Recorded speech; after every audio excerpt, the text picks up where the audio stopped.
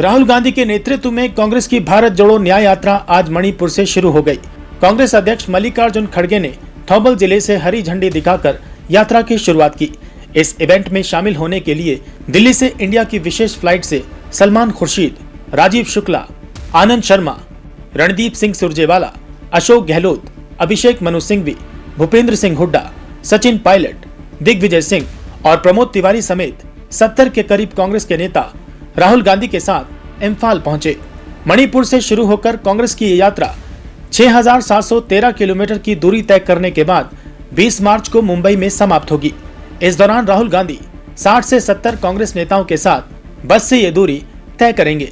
प्रमुख जगहों पर वे पैदल मार्च भी करेंगे।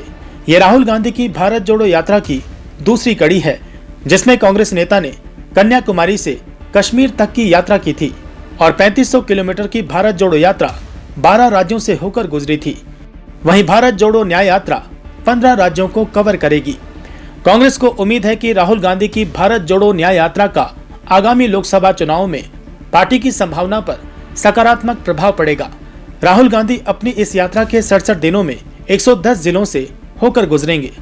ये यात्रा 355 लोकसभा सीटों को कवर करेगी, जो देश की कुल संसदीय सीटों का 65% है।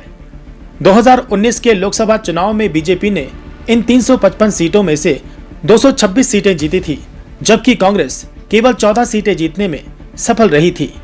ये यात्रा मध्य प्रदेश, छत्तीसगढ़ और राजस्थान से भी होकर गुजरेगी, जहां कांग्रेस हाल ही में चुनाव हारी है।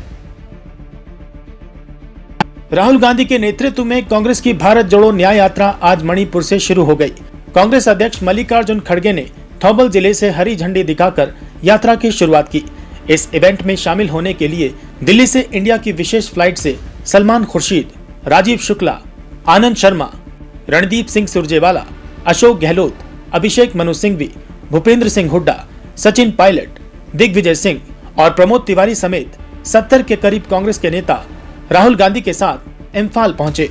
मणिपुर से शुरू होकर कांग्रेस की ये यात्रा 6,713 किलोमीटर की दूरी तय करने के बाद 20 मार्च को मुंबई में समाप्त होगी।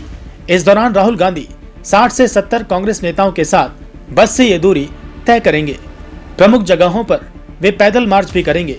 ये राहुल गांधी की भारत जोड़ो यात्रा की दूसरी कड़ी है, जिसमें कांग्रेस नेता ने कन्याकुमारी से कश्मीर तक की यात्रा की थी और 3500 किलोमीटर की भारत जोड़ो यात्रा 12 राज्यों से होकर गुजरी थी।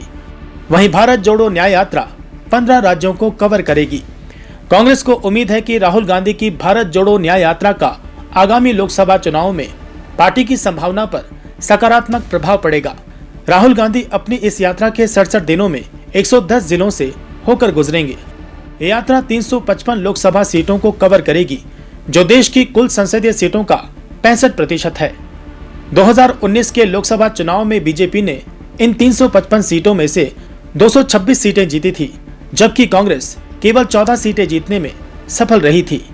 ये यात्रा मध्य प्रदेश, छत्तीसगढ़ और राजस्थान से भी होकर गुजरेगी, जहां कांग्रेस हाल ही में चुनाव हारी है।